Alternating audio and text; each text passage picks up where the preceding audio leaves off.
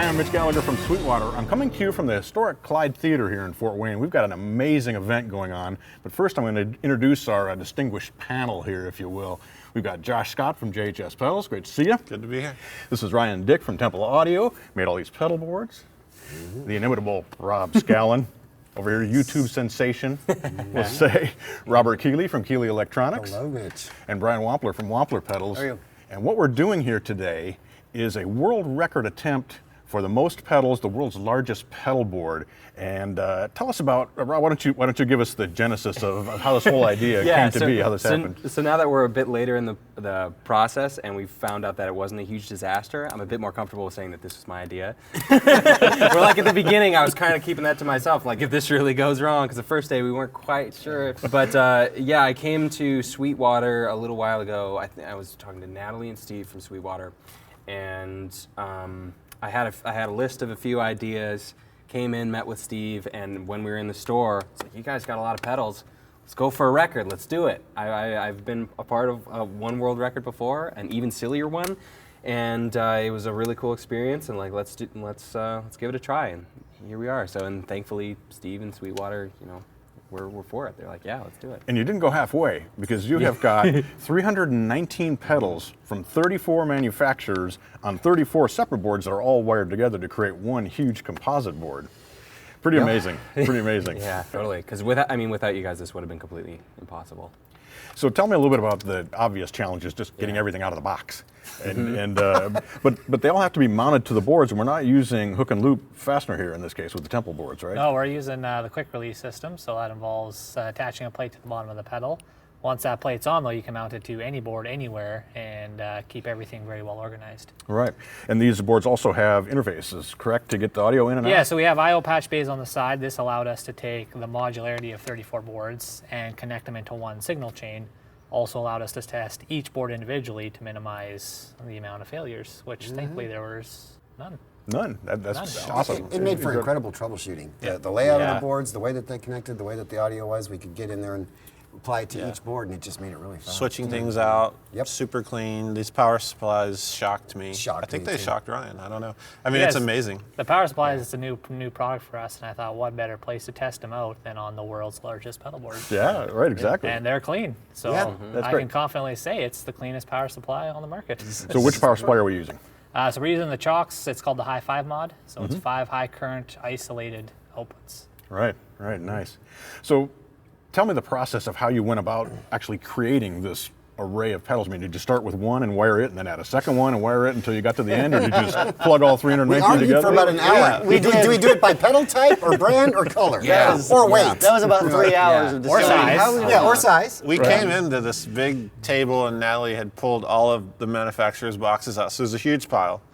Yeah, and we argued, and it was basically resolved down to the size of the box that the pedal came in. Yeah, what's the genre of a pedal? So distortion or modulation, and do we do subcategories of modulation or whatever, and just make boards. That's where we ended up, right? Just making a board of, here's our fuzz boards, put them all together. It was a little chaotic, and we just kept going, and it's a lot of pedals. And there's some pedals you're like, I don't know what. Yeah, we had a pile. We had a pile of. We called them the weird pile. We had a weird pile, and then another way that we had to unfortunately discard some pedals. We had some duplicates, and we wanted to keep it for the record that there are no duplicates. So every single pedal is unique. its own. Yeah, there's no duplicates. So my initial, when I heard about this idea, I was like, well, I imagine what you're going to get at the end is just this huge sheet of white noise coming out of the end of the pedal. How did you deal with that? How did you deal with the actual logistics of making this all work electrically? So like the bypass signal? Yeah, I mean, you did. It actually worked out really well. We are all collectively shocked. Yeah, we had some really cool math in it. So how many feet of cable? So we're at almost 2 football fields of cable in reality, and then then you're dealing with true bypass versus buffers, like 2 to 1. So, roughly a couple hundred true bypass pedals and about 100 buffered pedals. And you did the math on signal degradation. Yeah. So even if each pedal was 99.85%, the signal transfer was such, it still led to us having only 65% of our signal left at the end. So which is as good as it could get. It's as good as it can get, yeah. Yeah, right. And so after 300 some pedals, that's not bad. Are the buffers on the boards as well? No, the buffers in the pedals. They could have been. They could have been. We opted out because we knew So I did a count. It's like almost every board has a buffer or more. There's a couple boards that ended up just by chance, all true bypass. There's a couple boards that are 8 buffers on the board. Mm-hmm. But when you're chaining this many, we were like, who cares? So Rob, as playing through this, did you play and then have to wait until like an hour later for the sound to actually come out and get to the That's what end? I thought was going to happen. No, I've learned a lot. So, well, the first thing that we did was we first tested each pedal and to just get a clean sound, and then tried with all of them on at once. And yeah, I mean, we have done them all on at once, and then it's just totally destroyed. I mean, like a few of the right pedals in a row, and then it's just totally gone. So there's to play them all at once. You don't get anything at all. So, but I was very pleasantly surprised that with just all of them off and me going through, we still got a ton of signal, as you said. Like it wasn't. I've plugged into amps that have given me more noise without hundreds of pedals in them. So I was very, very surprised. That's pretty incredible. So yeah. And we were saying, I mean, I've seen smaller rigs. I've seen from artists 8, 10 that pedals have worse a noise. lot more noisy than this rig. It's shocking. It's shocking. Yeah. And what do you attribute that to? I mean, the occasional gate that's here. There's a couple pedals that, like the MXR had a gate, and there's a Boss Noise NS2 in there. It's got to be. These cables, so they're EBS, right? Correct? Yeah. Not a single cable failure. Yeah. How's that with possible? No cable That's testing. unheard of. It's unheard of. So big plug to that. And all the pedals worked. That's Yeah. not even possible. That's different I mean, dimensions. us three, we kept. I hope my pedal's okay. I mean, because it just happens. Right. Every pedal worked. That's great. That's great. So are there impedance issues with running this much stuff and that much cable and We all did the that? secret Or handshake what happens outside, to the not to signal? talk impedance in here, so sorry about Can't go there. Sorry about that. All right. We took an oath. But I mean, for someone who's maybe only going to use say 120 pedals, Right. You know, is that less of There an might issue be than? impedance issues then, right? If you're at 100 or less pedals, yeah, you got serious impedance issues. There's some like every foot of cable. You end up with like a low pass effect starts to happen, and that's what he was saying. Your math came out about 65% of our signal was left. Yes. That's the best case scenario with 2 football fields of cable. Right. Even with buffers, because adding a buffer is only going to be like 98% fix to that problem. And I see you've got the obligatory wall of Marshalls behind us here. Were all those part of the test as well? Are you splitting the signal to feed all those? Just a big mono I wall. think they're all right? in parallel, right? Yeah, big parallel. Right. So are you using a splitter then to maintain that signal, that 65%? Out the effects loop. Yeah, for Send the in record, return. we had the rules. I think it had to be the one signal fed. It's like radial switches, just kind of paralleling them, I think. Right. Yeah, so the ABs don't count to the. And there is a very specific set of rules that you had to follow to qualify to have the record, correct? Absolutely. Right. And you guys were a long way past the previous record, if I remember right. More than Correct. double, More right? than double. More than double, which is pretty impressive. So I have to ask you, besides the fact that it was much quieter than you thought and that everything worked, Yeah. what else surprised you about this? Actually, the power supplies, just for a second again, what was the wattage on those power supplies? What did they consume? I think we're about 34 amps total draw. Because they're only about 3 watts per power supply. 6 watts per channel. 6 watts per channel on those things, huh? 5 channels times 34 That's 34. Yeah. So what are we multiplying? 34 is what? The wattage? is the number of boards. The number of boards. And then 5 channels each, Yes.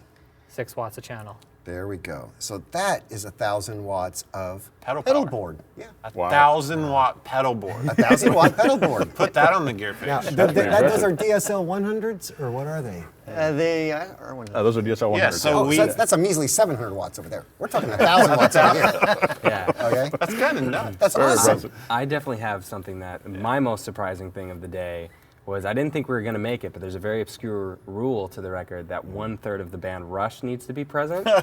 And I didn't think we were going to make it, but somehow it pulled through. He just shows up. Alex Yeah, I know. Lifeson It's like came he in, right? somehow knows. It's like you got to have at least 1/3. Yeah. That was So, awesome, yeah. yeah. You guys got to jam a little bit, right?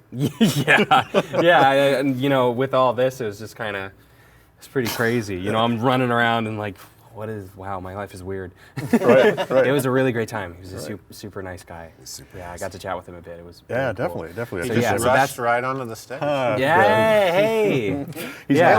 never heard any of those puns, right? Yeah, he's never. Yeah, this would be the first time if he sees this video. So I have to ask, one of the challenges when you're doing a multi-brand project like this is everybody going to get along? And it seems like in the boutique pedal world that there isn't a real competitive spirit. I mean, in the sense that you want your businesses to do well, but it doesn't seem like that kind of a violent opposition to one another. Is that true? I mean, Whenever the cameras aren't rolling, they're just It's just like, I mean, everyone's still smiling here in the second day, right?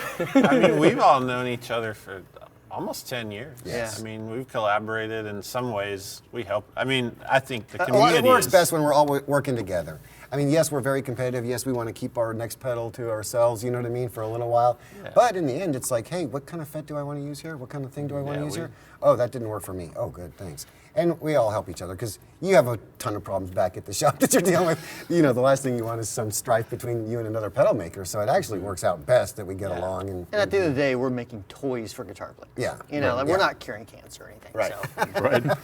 yeah. Right. If somebody asks me, you know, is Brian's Tube Screamer or mine better, I say mine. That's the kind of camaraderie we And you're have. allowed to be wrong. That's okay. Yeah, it's fine. It's fine. Yeah. We all know Robert's is like third best Tube Screamer. I'm always in third.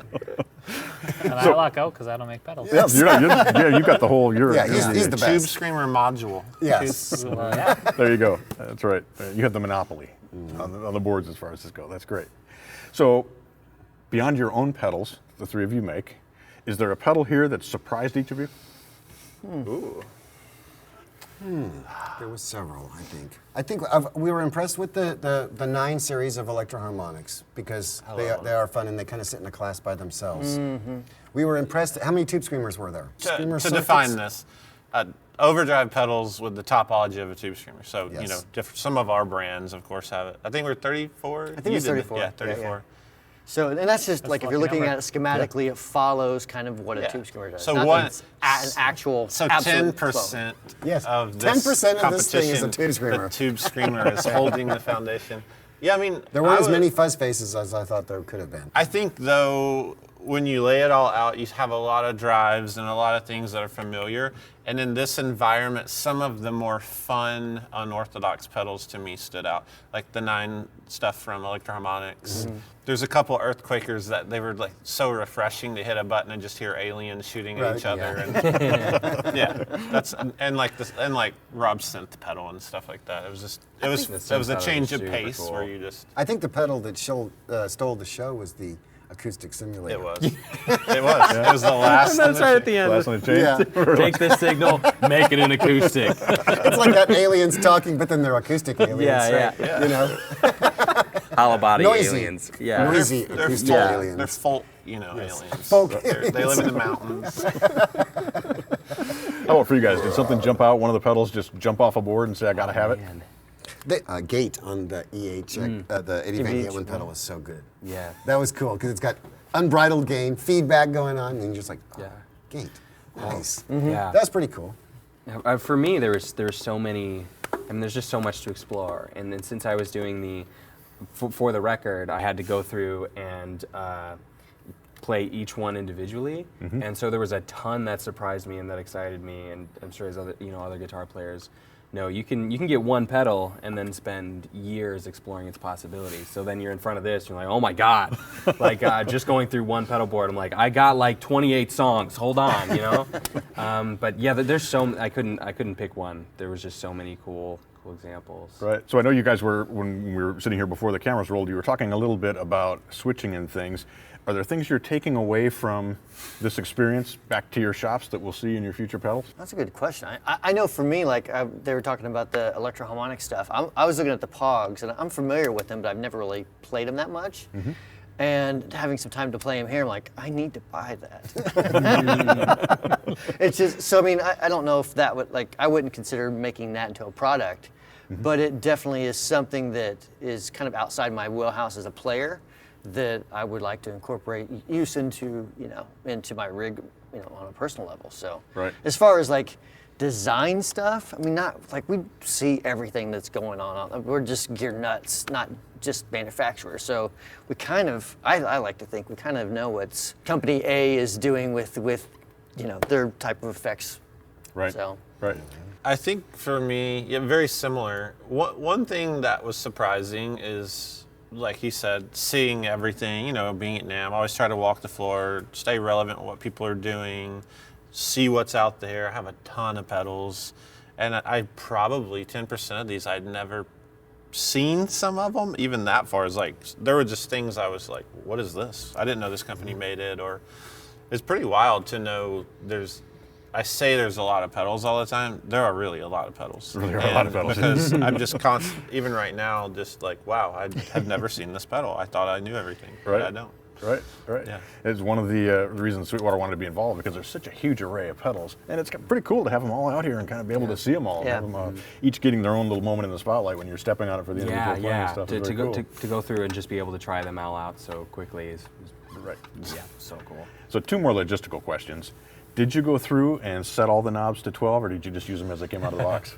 Once we had a board set up, we would test it, and then we would test each individual pedal, and then we just set it to like its most, like what it would be used for. And so we didn't, bring everything to 10 in that case. That's how we felt it would work best. Right. Yeah, because even at 10 or at all these at 1, you put them all on at once, and you're going to get the same result. Right. So to be able to go through and hear how the pedal would be used in a musical sense, I think was we kind of had to pick one or the other. So we went with that. So you did a dry run. You did like a practice run through before lunch, before the record being set, and because of the stacking them, we had to go through and readjust almost every volume. Yeah. Yeah. So it was just like this. It became this challenge of you just want to hear the pedal is on, because by the time you get here, you're hitting a button, and unless you hear some type of something, you don't. It's so much noise. Yeah. It's destroying the signal. Right. So we had to tweak those controls even more. Right. Very cool. So my last question is a guitar technique question. Yeah. Can you make it through 319 pedals with one foot turning them on and off, or do you have to use both fingers? I think you could if you really wanted to, I don't know, make Did that... you train beforehand? Were you like... No, unfortunately I didn't, which is why I needed to use both, I wish that I could just go, like that. Be on one foot the whole time and just do my best Les Claypool impression through every single... Exactly. There was a little while where, to the distortions, where I was able to musically test them. Blah, wah, wah, wah, wah, or 2 for each, so I would turn them off. So wah, wah, you get the idea. Yeah, right. But I used my left leg a little bit, so switch, if we're talking skating. So I was mostly just doing everything natural, but then a few I did switch, so extra points there. Did you say skating? Yeah. So I'm not a on. goofy foot. I'm not a goofy footer. Yeah. Mostly right on it, but And back when I used to skate in competitions, and if you did something switch, you would do this to let people know. So I should have done that when I was doing it. Yeah, so just to tell the judges that was switch. Little things you don't think about when you're working on a world record. I mean, these are all factors that would have to be considered as you're doing something like this. Yeah, another rule. At least some of them have to be switch. Yeah. Guys, thanks so much for being a part of this. It's an amazing achievement. 319 pedals from 34 manufacturers on 34 pedal boards combined into one massive pedal board, and congratulations on achieving the world record. Well done. Great to have you guys here, and great to see you. Thanks, Mitch. Great to see you. Great to see you. Thank you, Mitch. Shake everybody's hand. Yeah. And thank you for joining me here at the historic Clyde Theater, powered by Sweetwater. We're in Fort Wayne, Indiana. This was a world record attempt for the world's largest pedal board, and I'm Mitch Gallagher from Sweetwater. Yeah. And then you can end the video with the sound of all of them on at once. And it sounds beautiful.